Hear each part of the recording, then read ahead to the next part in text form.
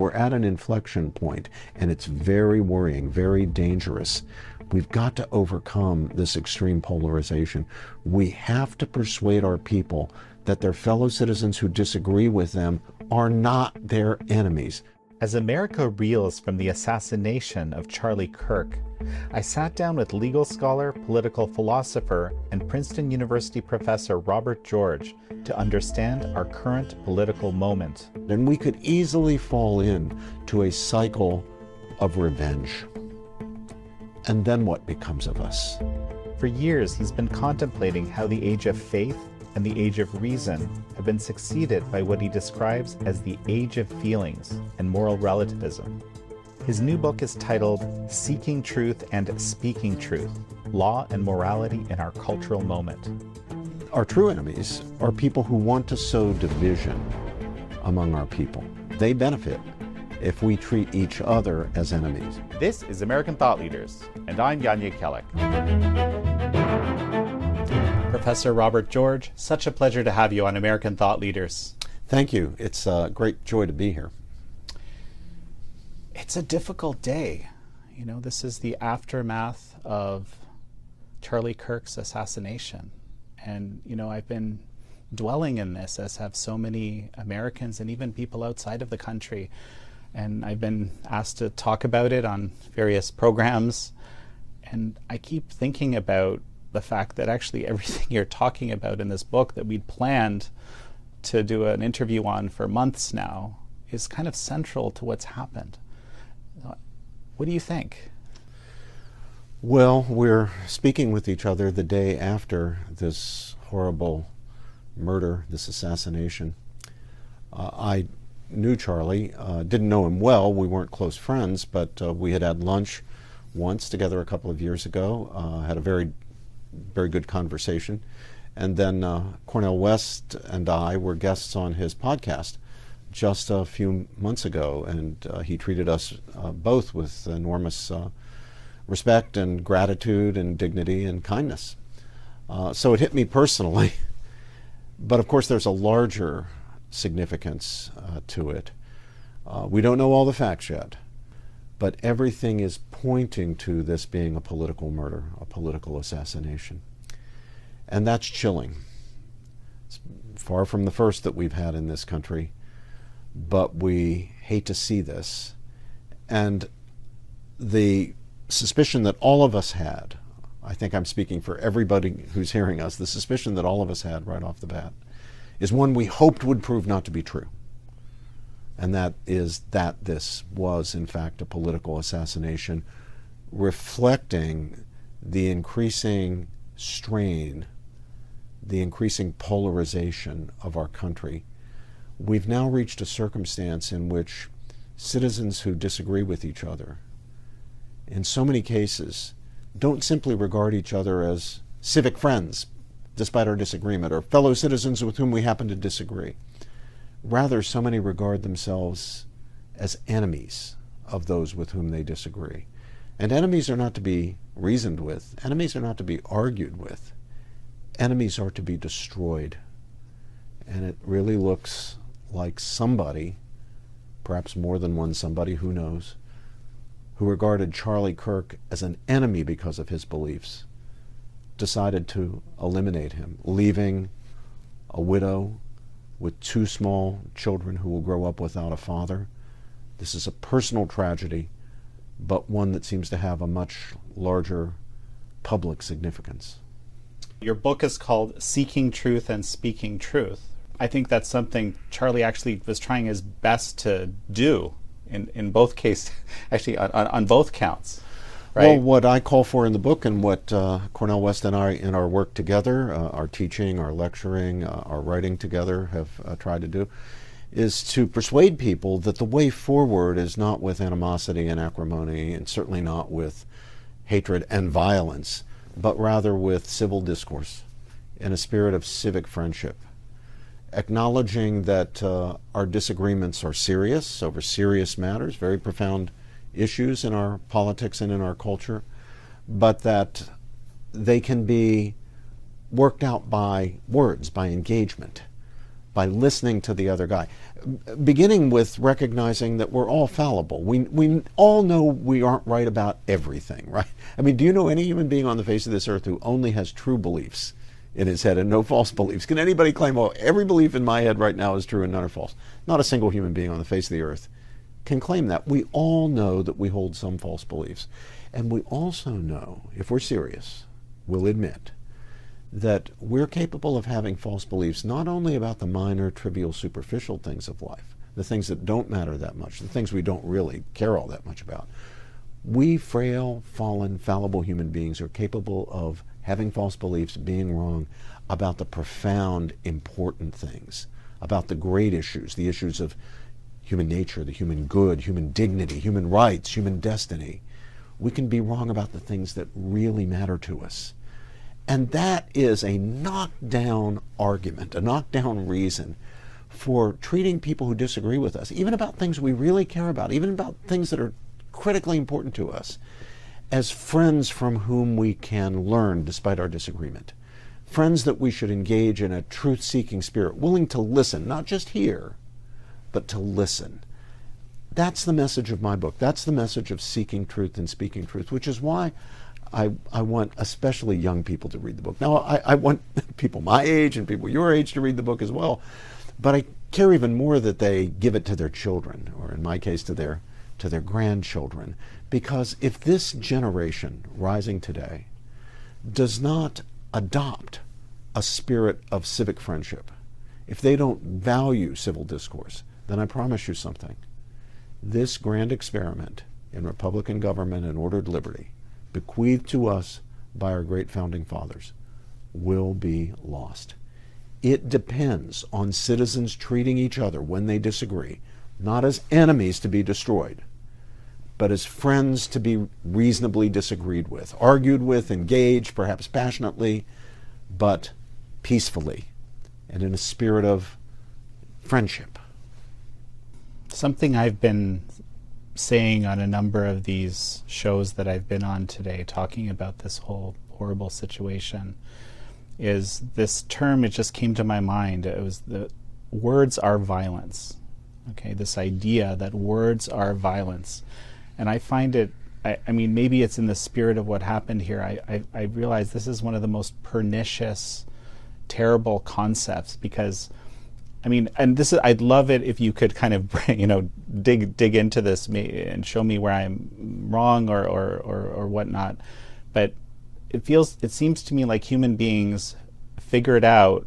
It's somehow, as human beings, we have the ability to communicate and solve our problems without, let's say, clubbing each other or hurting or resorting to those methods. Without that communication, if we actually stop that communication, if that polarization that you're talking about actually and happens, then we lose all of it, right? And so just this concept, I've heard this idea voiced many times, but I didn't fully grasp until now, I think, and please weigh in on this, how terrible a concept it is. Well, let's explore the arguments on the two sides of that question. I actually come down where you come down, rejecting the idea that speech is violence or words are violence. And like you, I worry about that idea because I do think it's a pernicious idea. But let's give it its due. Let's explore the argument for the idea that words are violence. Because if we do that, we're going to find there's a kernel of truth, but more falsehood than truth. All right.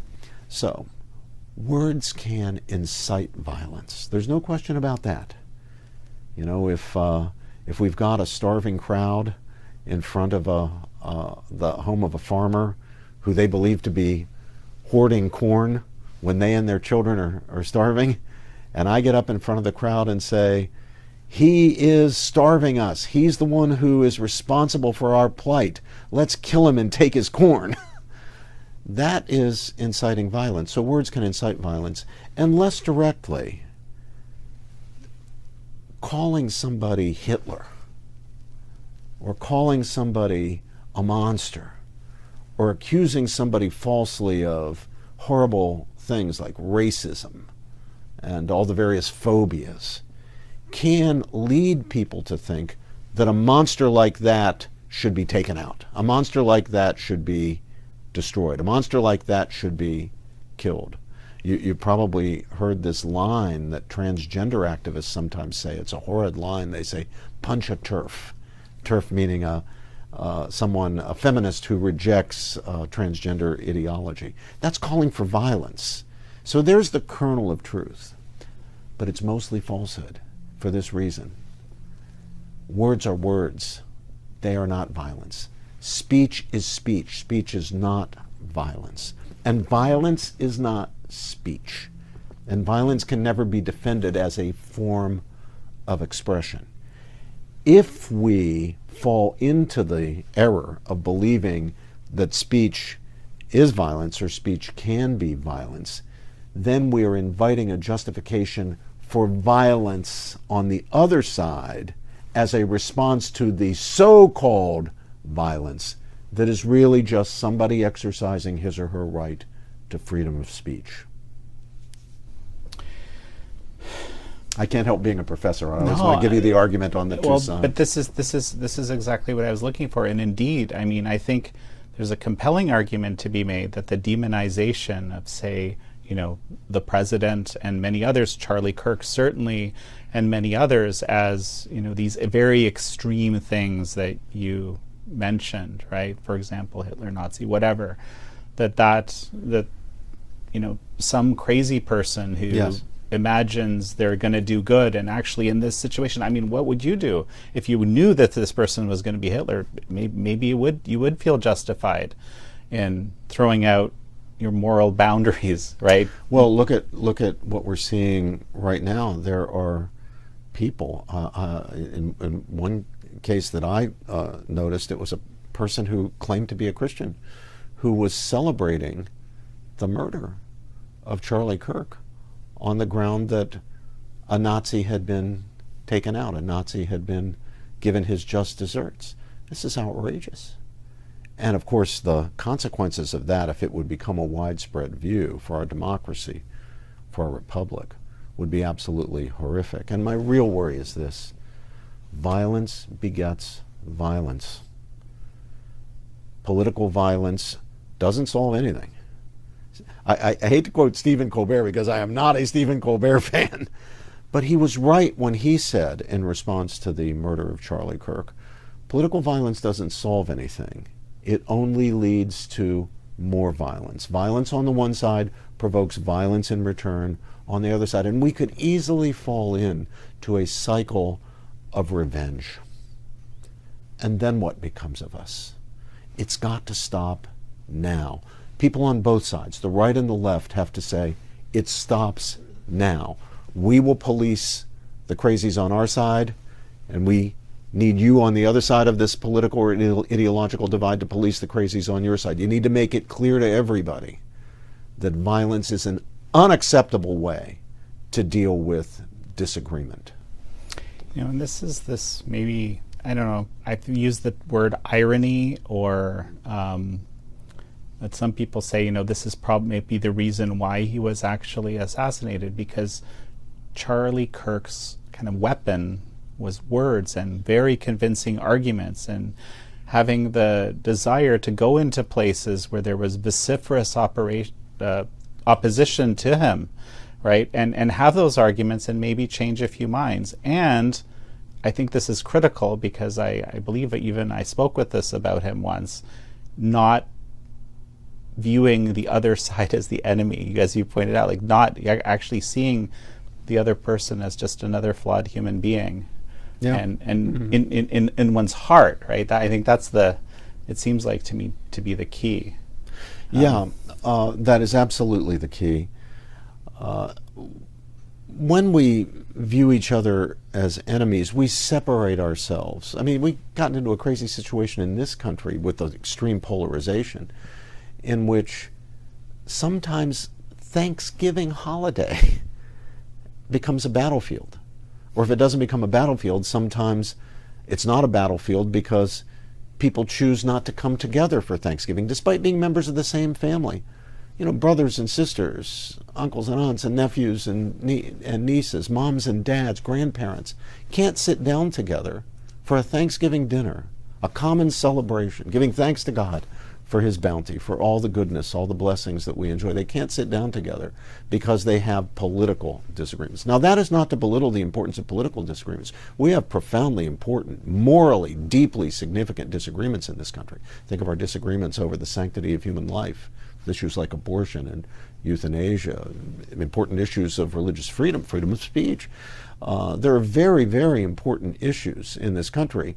And the division is not anything that should be just considered trivial. It's far from trivial.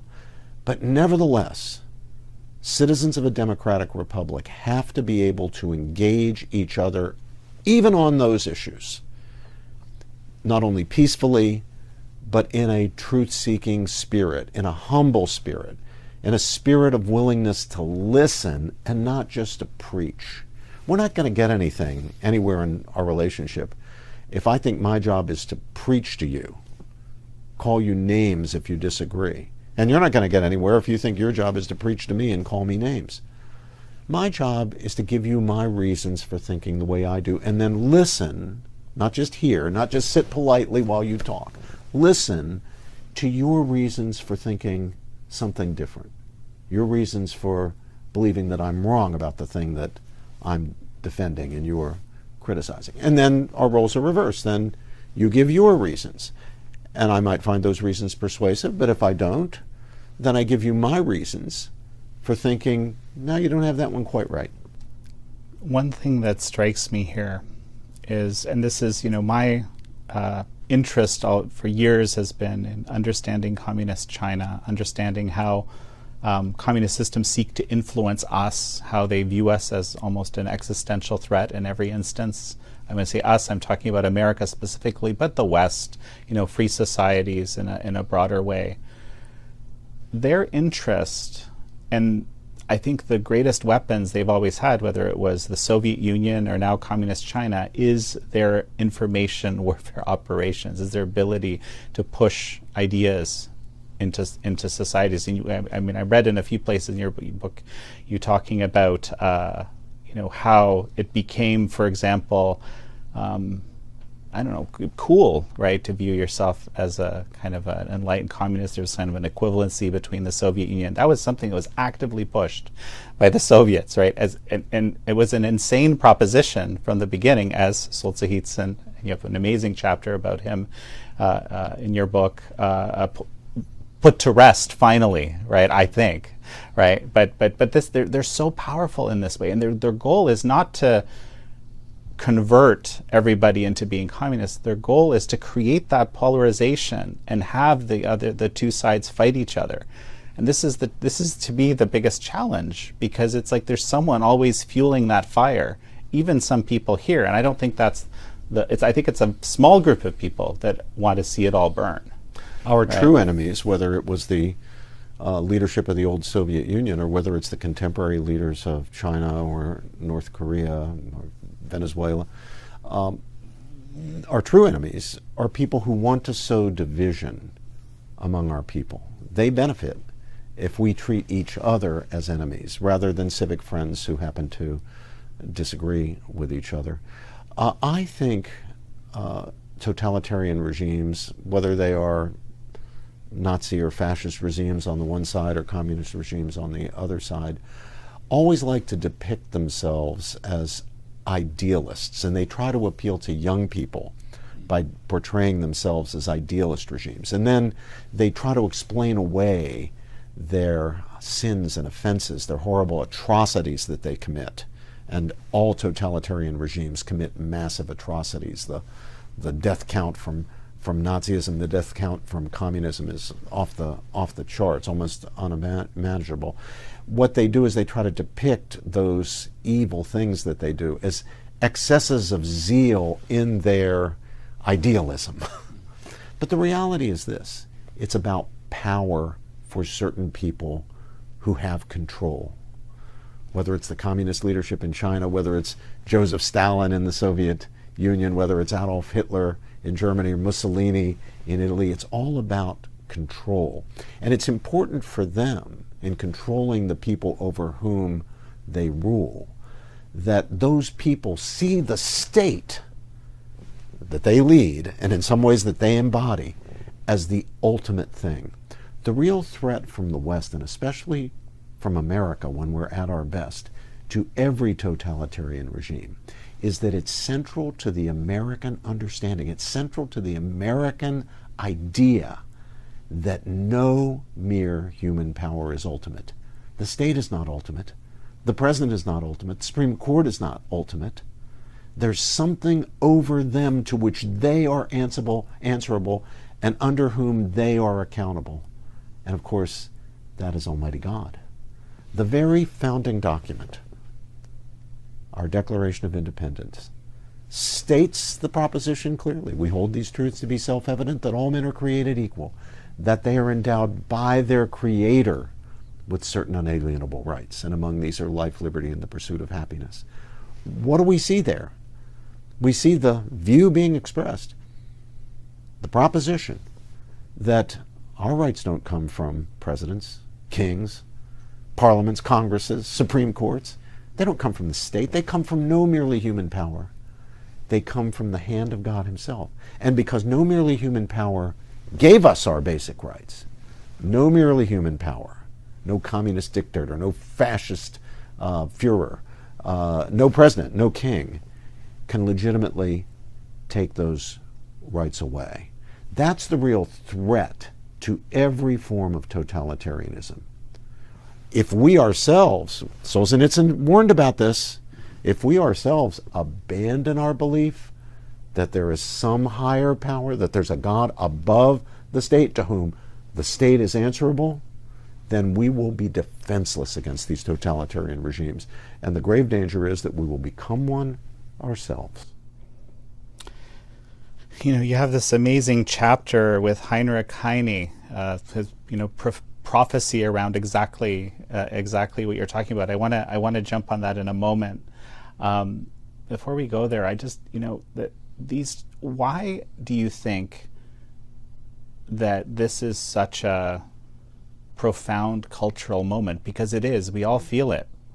I mean, Butler, when Butler happened, when there was the assassination attempt on President Trump, everyone was shocked. It was, it was a big thing. But there's something different and unbelievably profound in what's happening right now. And I find it even hard to verbalize entirely what's going on. Well, I mean, it's very worrying what's happening right now.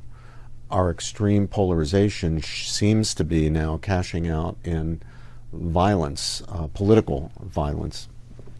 We have the school shootings, some of which seem to be driven by some sort of ideological rage. We have, a few years ago, the shooting of Representative Steve Scalise. Happened to be a Republican. There was a politically motivated shooting of a Democratic politician, and I believe her husband, in Minnesota just a few months ago. There was some sort of a plot to kidnap the Democratic governor of Michigan. There were 2 assassination attempts on President Trump. Thank God neither was successful. Now the shooting the other day of Catholic school children while they were attending Mass.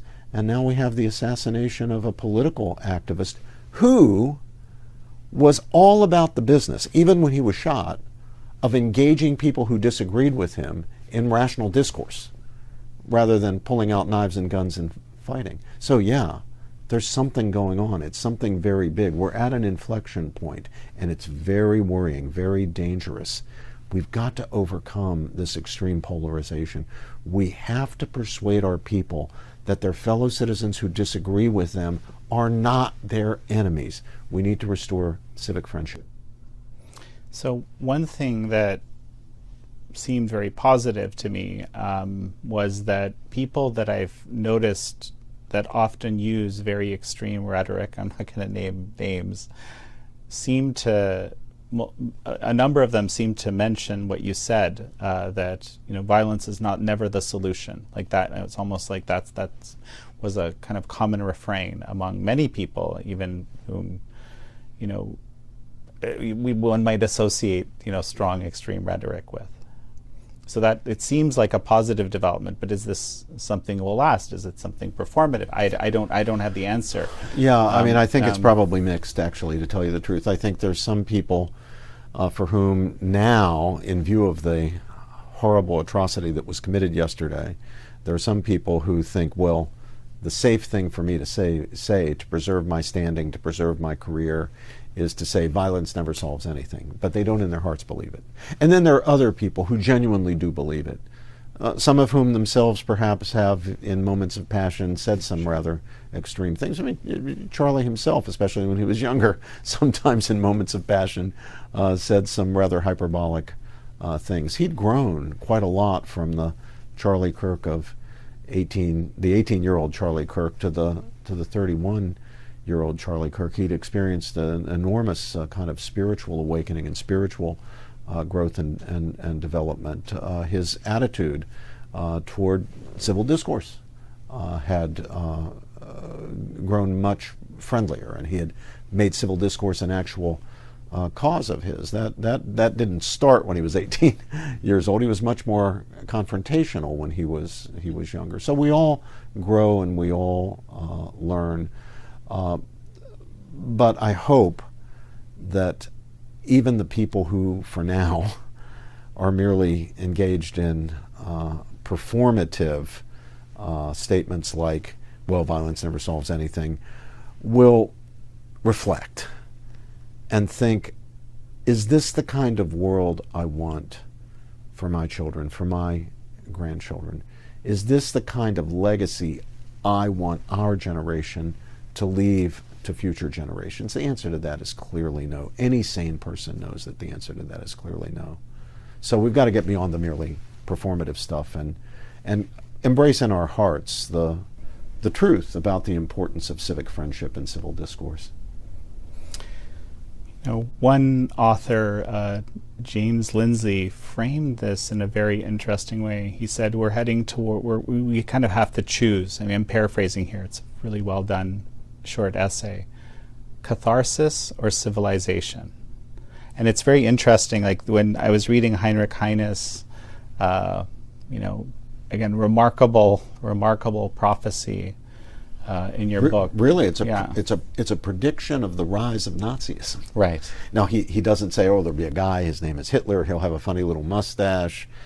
He doesn't predict those details, but he foresees that developments, trends in German culture will lead to a catastrophe that will involve murders and bloodbaths.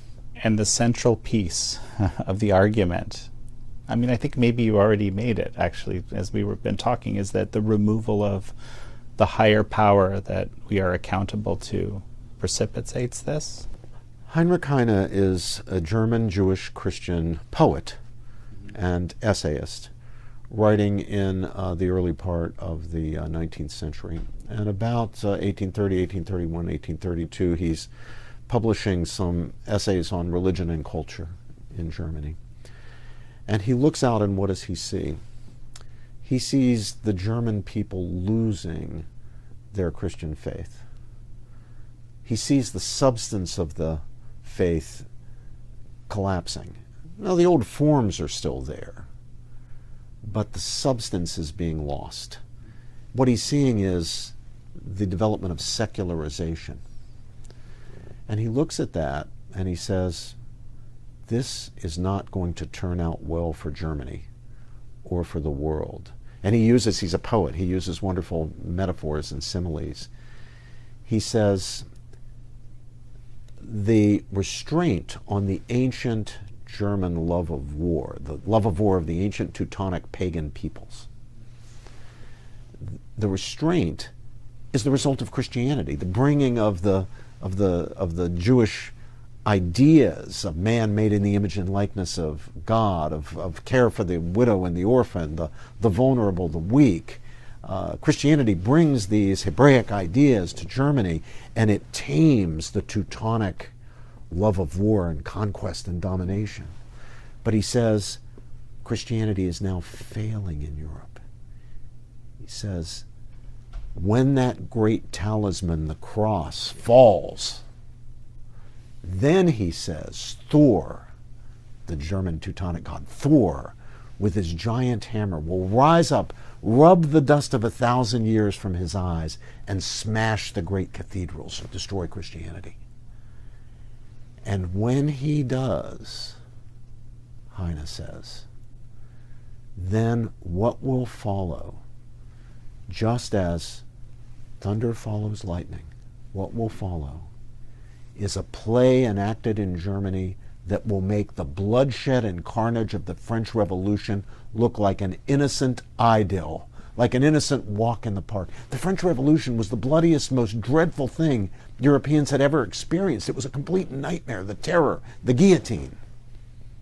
And yet here's Heine predicting that it will seem like nothing, an idyll, an innocent walk in the park, compared to what comes when Teutonic pagan ideology is essentially restored with the collapse of Christianity. And he had an explanation for how this happens, and I think he's right on the mark here. He says, what happens in the visible world, the world of human affairs, doesn't just happen all of a sudden. It's preceded by thought, by what goes on in the invisible domain of the mind, or to use the German word Geist, sometimes translated as spirit. It's what happens in the invisible domain of thought that will determine in the end what happens in the visible domain of action. Precisely because action follows thought, just as thunder follows lightning. When you see the lightning, you know you're going to hear the thunder. Well, Heine saw the rise of a horrible, murderous ideology in Germany because he already saw the premises of it in the thought, the culture, the invisible realm of the German people. Now, there's a lesson in that for us, and there's a lesson for all mankind in this. It's sometimes captured in the expression from Richard Weaver, ideas have consequences. They sure do. Good ideas have good consequences. So we should do our best to get good ideas. Mm-hmm. But bad ideas have consequences too. And really bad ideas, really bad ideologies have dreadful, horrific, murderous consequences. So we need to care about whether our people are genuinely truth-seeking people. We need to form our young people, those of us who are teachers, but also parents and grandparents and aunties and uncles and pastors and coaches. We need to form our young people to be determined truth seekers and then courageous truth speakers. That's our real hope.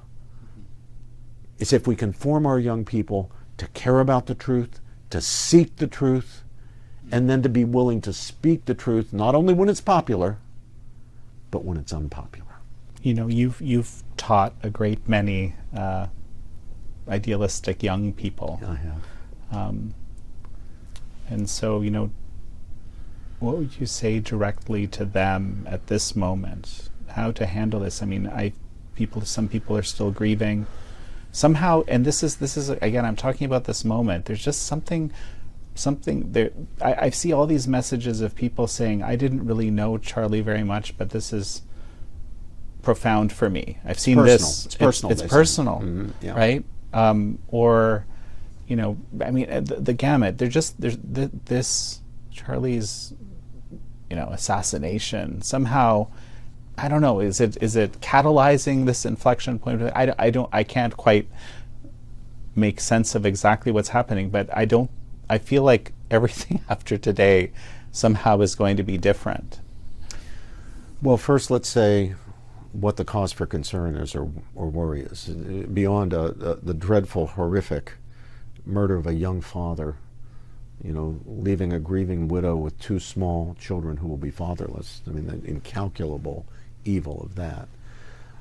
What's the big worry going forward? Well, Charlie influenced a lot of people, a lot of young people, and especially a lot of young men. That's just a fact. Everybody should be, whether you're left or right or whatever your beliefs are, you got to acknowledge that's a fact. He influenced them. You might not like it, but he influenced them.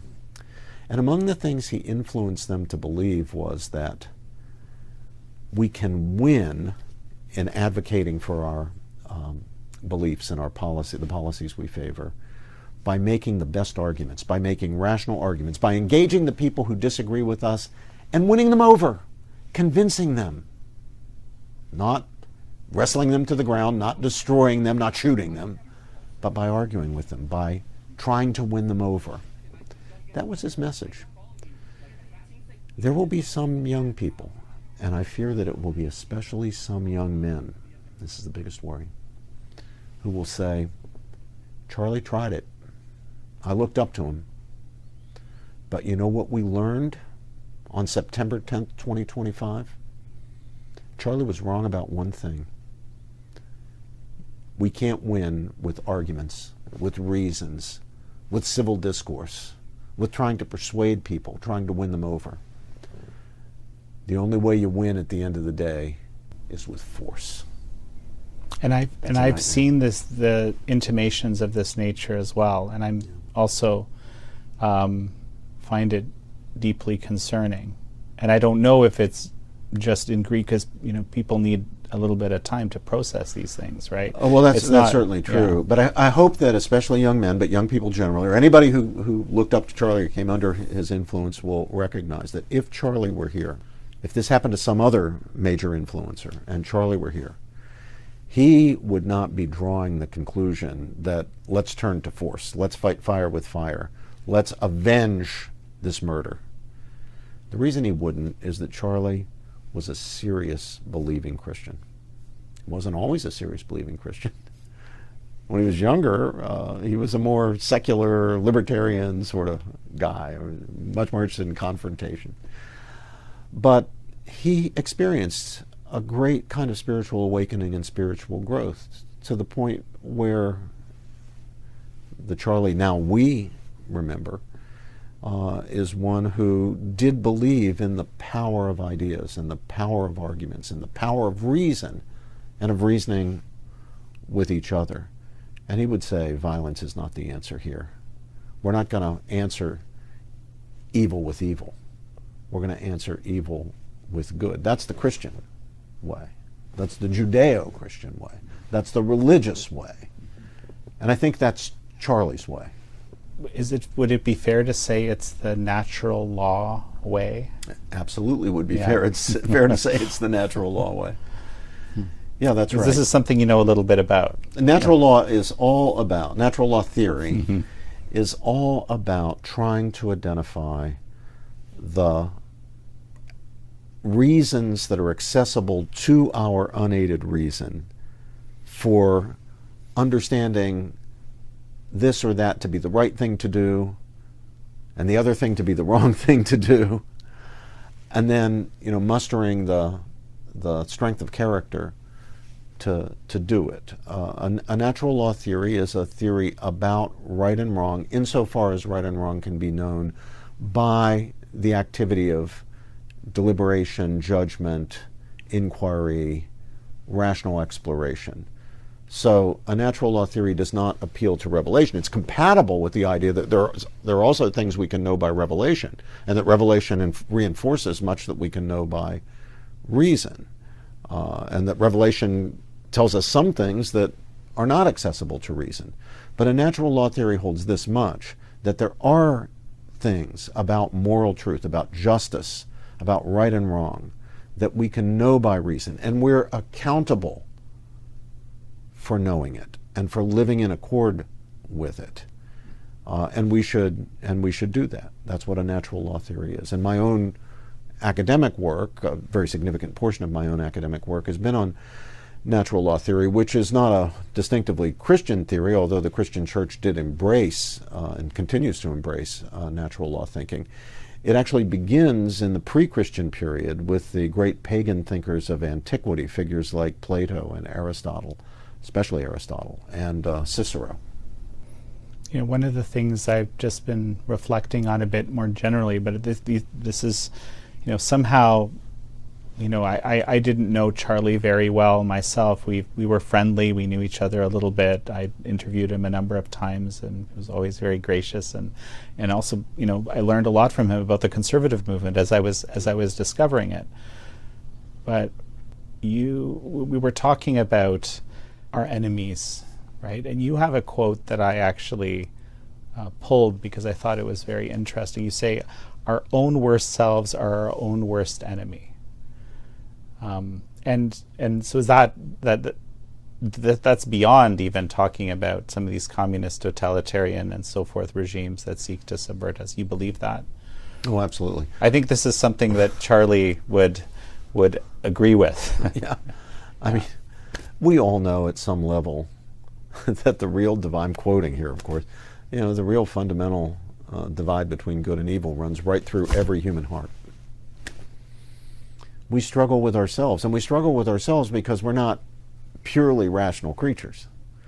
We have the divine power of reason, the wonderful power to actually understand things in a way that, as far as we can tell, the brute animals cannot, especially moral things.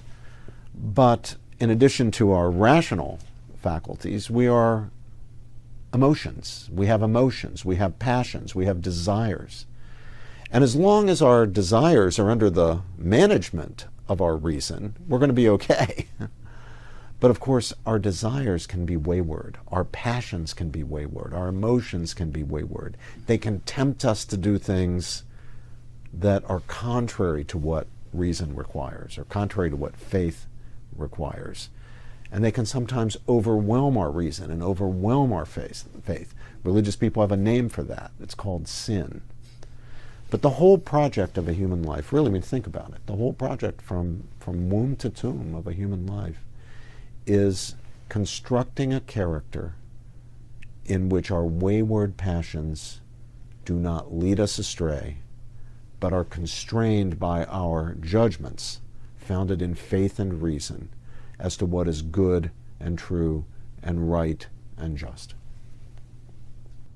I mean, this is exactly it, isn't it? Because this is the question. Actually, I love how you describe the epochs. Use our name here, yeah. Right? That in somewhat even recent history, being the epoch of faith leading to an epoch of reason, and now the epoch of feelings. I like it with the S, by the way. You do both, but and we're kind of in this place now, and I feel like almost like this is why this is Inflection, because we're kind of thinking, am I going to let myself be taken away by my lesser angels, by those emotions which are enshrined in some of the these now fairly deeply ingrained ways of thinking that exist in our society, or are we going to go back to reason and faith?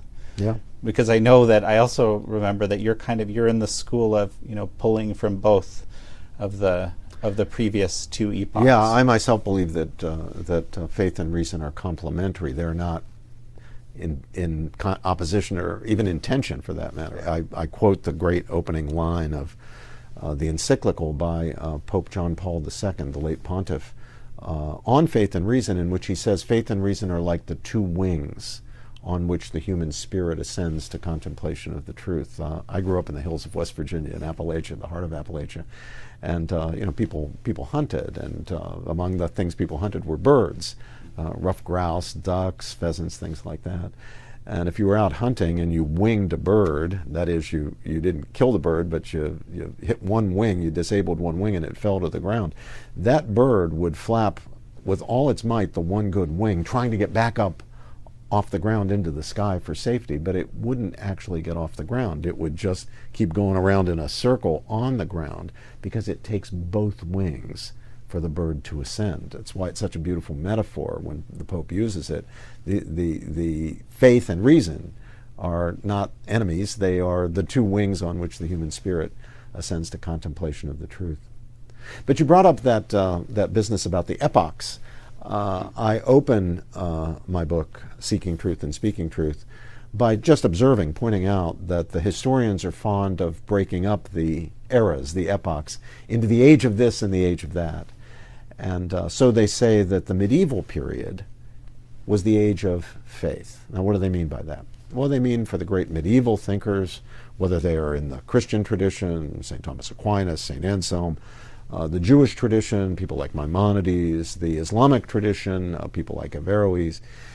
For them, the ultimate touchstone of what's good, true, right, just, is conformity with the teachings of Scripture, the teachings of religion. Now, that's a little bit of an oversimplification, but there's a strong element of truth in it. Now, that's not to say that the medievals, especially those great medieval thinkers like the ones I mentioned, deprecated faith in any way. Reason in any way. They didn't. They believed, as I believe, in the complementary nature of faith and reason. Still, there's truth in the proposition that they saw the ultimate touchstone of truth in conformity with religion. And then these same historians tell us, well, the Enlightenment era in Europe, in Germany, in France, in Scotland, in England, the Enlightenment period was the age of reason, or sometimes they say the age of science. And what they have in mind there is that for the great Enlightenment thinkers, the touchstone of truth, of goodness, of justice, of right, was conformity with rational findings, with the findings of rational inquiry, especially in the sciences. Now, that too is an oversimplification. There's more to the story, but there's a kernel of truth in it. Now, we also have to recognize that it's a mistake to believe that the great Enlightenment thinkers were all atheists or secularists. There were some atheists and secularists, especially in the French Enlightenment thinkers, but there were also many devout believers. You can begin that list with Sir Isaac Newton, for example. So you don't want to be misled into thinking that they were, in the pejorative sense, rationalists. But they certainly did believe in the importance and power of reason. Well, I asked the question then in the book, in Seeking Truth, well, if the medieval period is the age of faith and the Enlightenment period is the age of reason, in what period do we live? In what era? In what epoch do we live?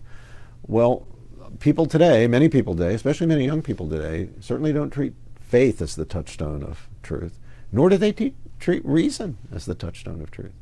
So many treat feeling or feelings, our emotions, as the touchstone of truth. So people will say, you've probably heard young people say this, you have your truth and I have my truth, but there's no such thing as the truth. You only have your truth and I have my truth. Well, that's a deeply false and pernicious proposition. It also happens to be a self-contradictory, self-refuting proposition. I could lead you through the argument to demonstrate that. You probably don't need me to do so. But the point is that it's a really poor way of thinking.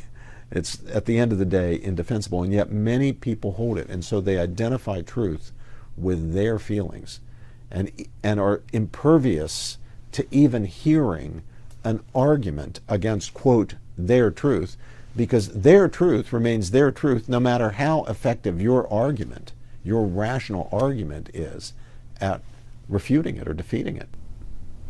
And I think this is really the question. And even I think we're actually going to have to finish up shortly, although I'd love to talk to you for another several hours. But this is really the question, because I think that many of us have come to believe, and this in this polarized, and we have there's definitely kernels of truth in this, that it's impossible to communicate with the person, quote unquote, on the other side for precisely the reason that you just described. So what do we do? Yeah. Right? So what do we do if we've come to believe that, if we even have evidence that supports it? Now, of course, we could have that evidence could be, we could be being kind of set up with that kind of evidence by foreign powers that seek our demise, or even people among us who would like to see it all get destroyed so they can build something upon the ashes, so to speak, right? I find this a difficult question, especially with the powerful technologies that exist that kind of exacerbate this effect. That's certainly true. Well, with students, that's my job. I'm a teacher. My whole vocation is to try to form the young people entrusted to my charge to be, as I said before, determined truth seekers and courageous truth speakers. So my method as a professor is the old-fashioned one. I ask questions. And I think that's what we should do when we're faced with these bad ideologies, these bad ways of thinking, which, as Heine reminded us, will cash out at the end of the day in very bad actions unless we rebut and refute them now. So I'll ask such questions as this. Well, you tell me that you have your truth and I have my truth, and there's no such thing as objective truth. It's just your truth and my truth. Tell me, is that proposition, you have your truth and I have my truth, there's no such thing as objective truth, is that just your truth, or is that actually the truth? And if I don't believe it, should I believe it? Well, you can see that there's no answer to that question that would be consistent with their holding the position that there's just your truth and my truth and there's no such thing as the truth. They're actually proposing the proposition that there's no objective truth, there's only your truth and my truth, as an objective truth. And when you get them to see that, they can begin working their way out of this straitjacket that they've managed to put themselves into with this emotivist, as it's called in philosophy, this emotivist belief that all we have are our emotions. We can have no actual knowledge based on our rational inquiry into important questions, including moral questions. So we need to get our young people thinking. We need to ask questions. And our young people need to see role models. If we want them to be determined truth seekers and courageous truth speakers, then they're going to have to see it in the way we live and lead our lives. Are we willing to seek the truth in a serious way? Are we willing to speak the truth even when it's unpopular and will get us into trouble with other people? If we're not willing to do it, our young people are going to draw the lesson from that. These people aren't serious. They're not serious about it. They're just windbags. You know, and then I just can't help but think as you're telling me this, you know, I also have seen the idea from multiple people that, you know, Charlie Kirk in effect is kind of almost playing a martyr role, which is interesting, right? I.e. that, and I don't, the reason I mention this, just to qualify what I'm saying here, right, is that, you know, a role model, Yeah. right? A role model, someone that people can look up to and learn from, and that would indeed be, I think, accomplish what you're saying. Yeah, we do need role models. That's why great religious traditions have saints and heroes and these things. Charlie would be the first to say, "Don't treat me as a martyr or a 100%. Just for the record, Yeah. right?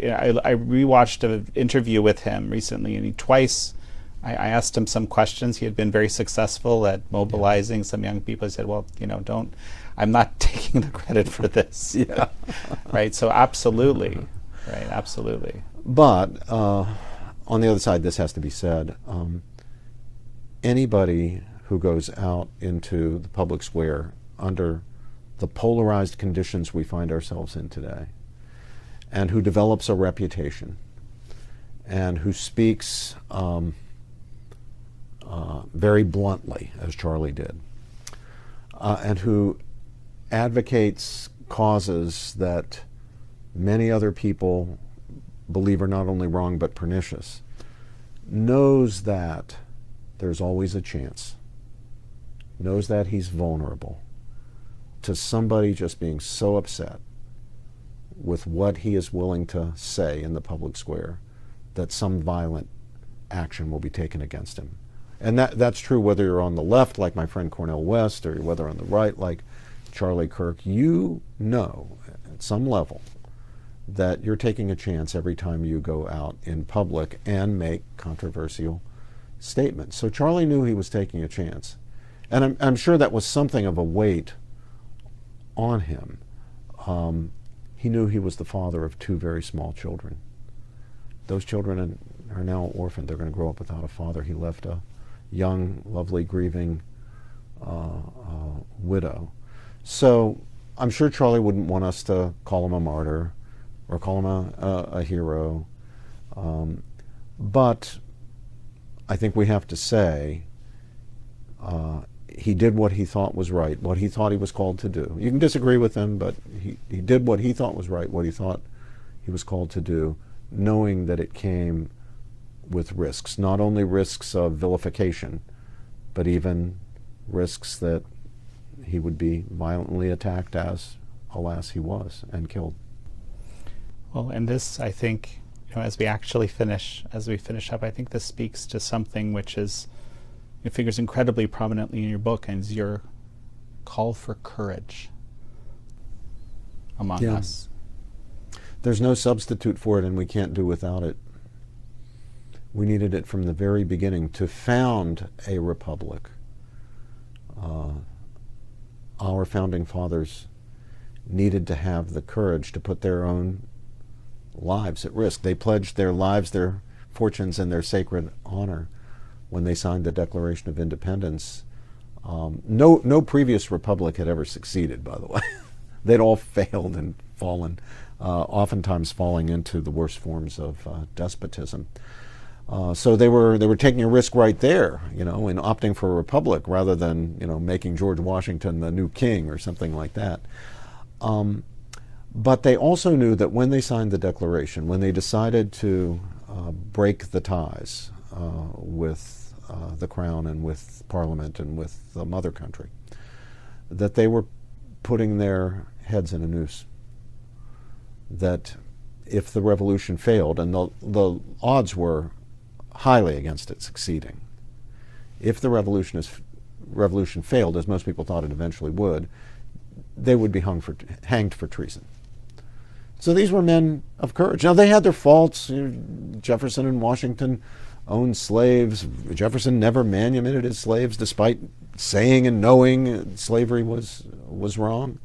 They had their foibles, they had their faults, but they certainly exemplified courage in the very act of breaking with Britain and then founding the American Republic. So there are some heroes for you. Whatever you think of their faults and flaws, there are some heroes for you. There are some people whose courage could be emulated. And many of them were quite young men, I might add, as I've been learning more as I study American history. They certainly were. That's absolutely right. Well, Professor Robert George, it's such a pleasure to have had you on. Oh, it's my pleasure. Thank you very much for having me. Thank you all for joining Professor Robert George and me on this episode of American Thought Leaders. I'm your host, Yanya Kellek.